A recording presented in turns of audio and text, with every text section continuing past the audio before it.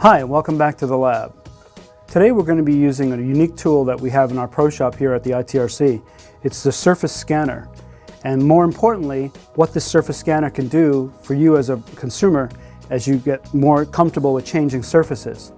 We use the surface scanner to actually look at the grade of grit of a certain sanding surface that we have on a particular bowling ball.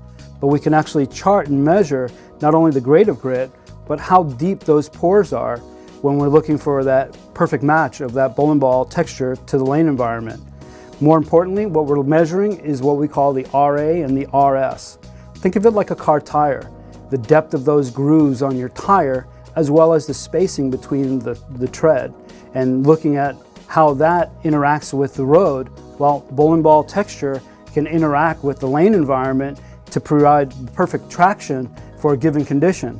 So we've got two different bowling balls right here that we're going to just start to kind of look at the information on.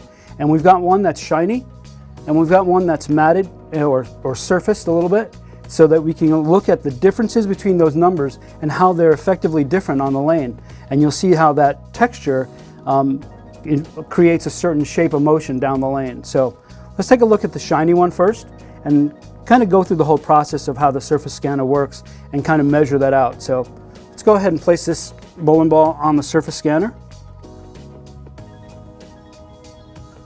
And then we're going to start it. We're going to rotate it at a certain pace.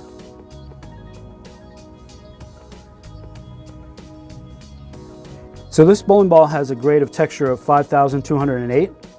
And we can look at some of the areas on the bowling ball where we can look at some differences in the peaks or the depth of those grooves. And sometimes we can see an anomaly where that groove is really, really super low. And a lot of that is explained by the actual labeling on the bowling ball. Some of these grooves actually have a tremendous amount of texture. So when you're looking at the surface scanner, don't be alarmed that you see irregularities in the grade. What you're looking for is just the average number. So this being a shiny ball or a polished, this average texture is about 5,208. Now let's take a look at a matted finish bowling ball. Now we can see quite a bit of a difference between the polished ball and the matted finish bowling ball. This one actually has 3,595 grit, and what's important about it is as we put more texture on the bowling ball, the grade of grit continues to get lower and lower and lower.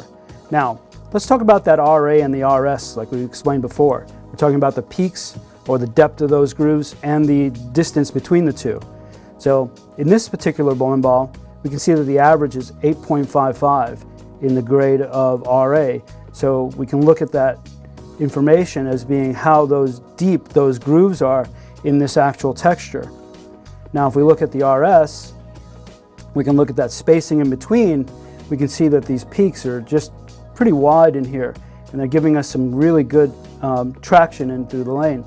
So when we're looking at resurfacing a bowling ball, you may like a certain particular surface that has a certain grit, a certain RA, a certain RS, and it's important for that pro shop operator to look at those numbers of what you really are comfortable with in your bowling ball and start to jot that down and be aware of how to return your bowling ball back to these surfaces so that they can actually match up, from time to time on a given lane condition.